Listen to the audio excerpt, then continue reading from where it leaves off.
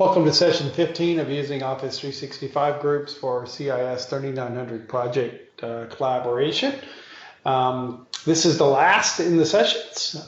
So sessions 1 through 14 have talked all about Office 365 groups, their features and capabilities, how to set them up, how to use the different components of it to manage your projects and your files and your calendar and to communicate with your team and all of that. This session 15 introduces a brand new feature of Office 365 groups called Microsoft Teams. It is in preview right now, but by next semester, when other teams or other students are taking CIS 3900 and will want to use some of these collaboration capabilities, this will be released. And in addition to all the other features, Microsoft Teams provides real-time communication. So, our group shared mailbox provided, the ability to send emails.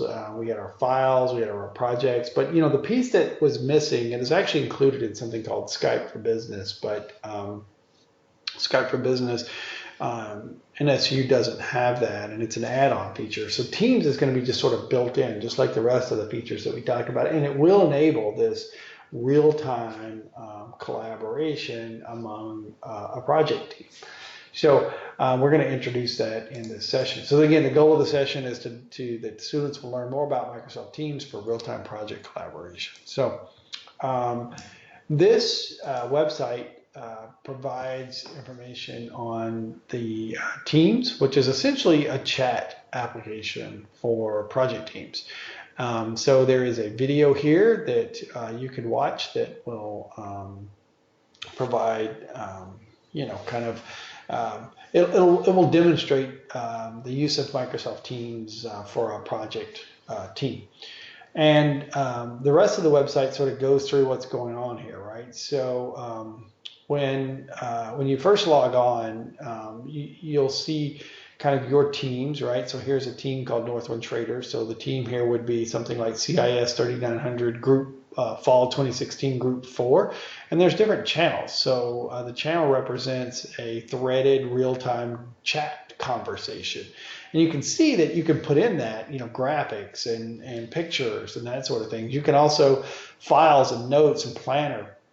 So if all of these look familiar, it's because they're the exact same things that we've been talking about in all the other sessions. So when you click on files, or when you attach a file to a thread, it gets automatically saved into the group OneDrive. When you take notes, it gets automatically taken into the group OneNote. When you create a plan or have chats about plan tasks, they're all they're the same planner that we went through in the last 2 sessions ago. So this chat interface adds the real-time communication component to all of the capabilities that we've already discussed as a part of this curriculum. And it really is, it becomes the hub. So there's a web version of this, there's a Windows version, you see this running on a Surface. There'll be also iOS and Android versions, and it goes into some security stuff. So how your data is protected and encrypted, and NSU's data is protected from other organizations and the internet hackers and things like that, and how it connects with different things. So I've already talked about how it connects with Planner and OneDrive and all that, but imagine connecting it to Visual Studio, right? So that as you're working on your prototypes and stuff like that, then you can actually connect Visual Studio to it. So when you can have a chat about a prototype you're working on in Visual Studio. So by the time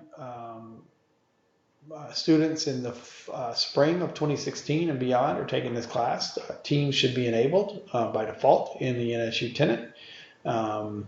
And so there won't need to be any need to turn it on right now. Like I said, it's in preview, so you have to actually have an administrator turn it on.